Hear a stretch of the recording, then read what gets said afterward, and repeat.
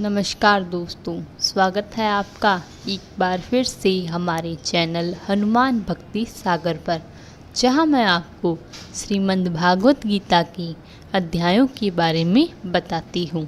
आज मैं आपको श्रीमद् भागवत गीता के 5वें अध्याय के सार का ज्ञान करवाऊंगी। तो आइए शुरू करते हैं। शुरू करने से पहले हमारे चैनल हनुमान भक्ति सागर को सब्सक्राइब करना ना भूलें, ताकि श्रीमद् भागवत गीता के आगे के अध्यायों के ज्ञान के लिए आपको सभी वीडियो समय पर प्राप्त हो जाएं। तो चलिए शुरू करते हैं। अर्जुन बोले, हे कृष्ण, तुमने पहले कर्मों का त्याग करने को कहा, फिर कर्म की प्रशंसा करते हो। इन दोनों में जो अधिक हितकर है वह एक बात निश्चय करके बताओ। श्री कृष्ण बोले, कर्मों का त्याग और कर्मों को करना ये दोनों ही मोक्ष देने वाले हैं, परंतु इन दोनों में कर्म त्याग से कर्म योग हितकर है। जो किसी से द्वेष नहीं रखता, न किसी पदार्थ की इच्छा करता है, वह सन्यासी है। ऐसा पुरुष संसार के बंधनों से छूट जाता है।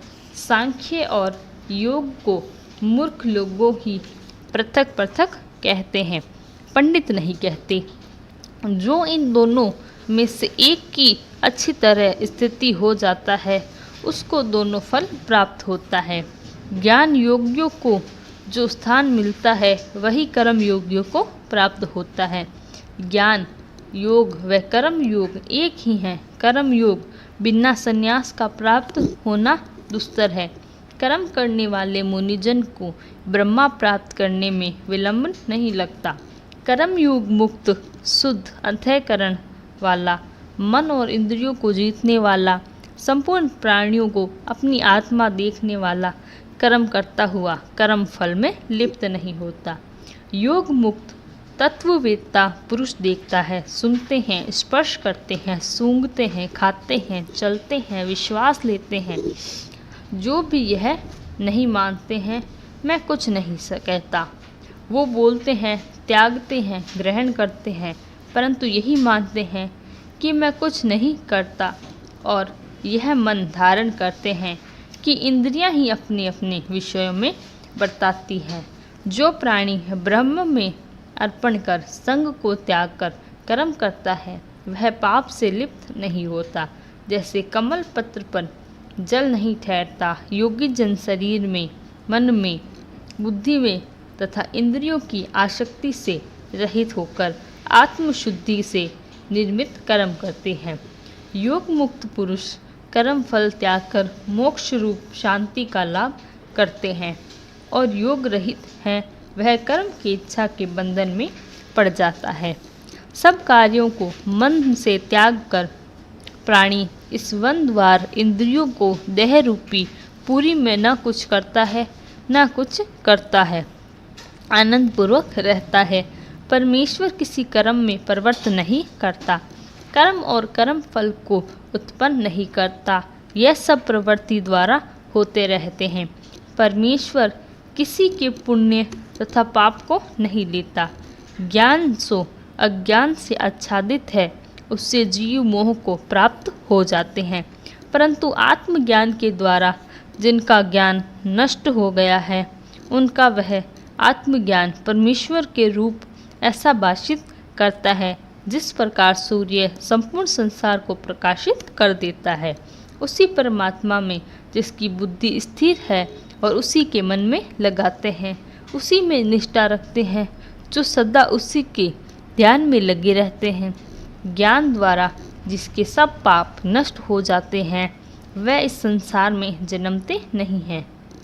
विद्या और विनय से संपन्न ब्राह्मण में, गाय में, कुत्ते में, चंडाल में पंडित जन की दृष्टि समान रहती है। जिसके मन में इस तरह की समानता उत्पन्न हो गई है, उन्होंने इस लोक में जन्म मरण रूप संसार को जीत लिया है। क्योंकि ब्रह्म निर्देशों और सर्वत्र समान, इसलिए वे ब्रह्म को प्राप्त हो जाते हैं। जो प्रिय पदार्थ को पाकर प्रसन्न और अप्रिय पदार्थ को पाकर खिन्न नहीं होते, ऐसी स्थिर बुद्धि वाले मोह रहित ब्रह्मवेत्ता को ब्रह्म स्थिति जाने। बाहरी पदार्थों से जो चित्त को आसक्त नहीं होने देता वही आत्म सुख का अनुभव करता है और ब्रह्म में अंतःकरण को मिलाकर अक्षय सुख मोक्ष प्राप्त करता है। वह इंद्रियों के स्पर्श से जो भोग देते हैं वह वस्तुतः दुखदायी होते हैं। उनका आदि भी है और अंत भी है। हे कौन्तेय, ज्ञानी लोग ऐसे भोगों से रत नहीं होते। शरीर छूटने के पहले जो मनुष्य काम और क्रोध के वेग को सहन कर समर्थ होता है वह योगी और सच्चा सुखी है। जो योगी आत्म सुख से सुखी, अंतरात्मा के आनंद से आनंदित और अंतः ज्योति से प्रकाशित होते हैं वह ब्रह्म रूप होकर ब्रह्म निर्वाण मोक्ष को प्राप्त होते हैं। पाप जिनके नष्ट हो गए हैं, कुबुद्धि दूर हो गई, मन को जिन्होंने वश में कर लिया, जीव मात्र को जो हित चाहते हैं, ऐसे योगी को ब्रह्म निर्वाण प्राप्त होता है। काम तथा क्रोध जिनमें नहीं होता, मन के वेग को जिनने रोक लिया है, ऐसे आत्मज्ञानी योगियों को ब्रह्म निर्वाण सहज ही प्राप्त होता है। बाहरी पदार्थों के संयोग से अलग रहकर दोनों बाहों के बीच दृष्टि लगाकर नासिक के भीतर चलने वाले प्राण अपान वायु को सम करके इंद्रियां, मन और बुद्धि को वश में कर करके इच्छा, भय तथा क्रोध को त्याग मोक्ष की इच्छा प्राप्त करने वाले योगी जीवन मुक्त हैं। जो मुझको सब यज्ञों तथा तपों का भोक्ता, संपूर्ण लोकों का स्वामी और सब प्राणियों का मित्र जानते हैं, वहीं को शांति प्राप्त होती है।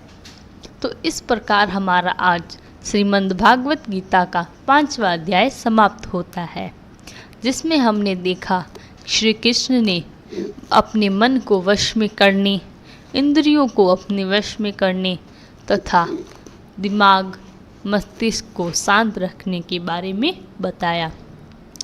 तो आगे के अध्यायों के लिए हमारे चैनल हनुमान भक्ति सागर को सब्सक्राइब करना ना भूलें। तब तक के लिए धन्यवाद। जय श्री राम।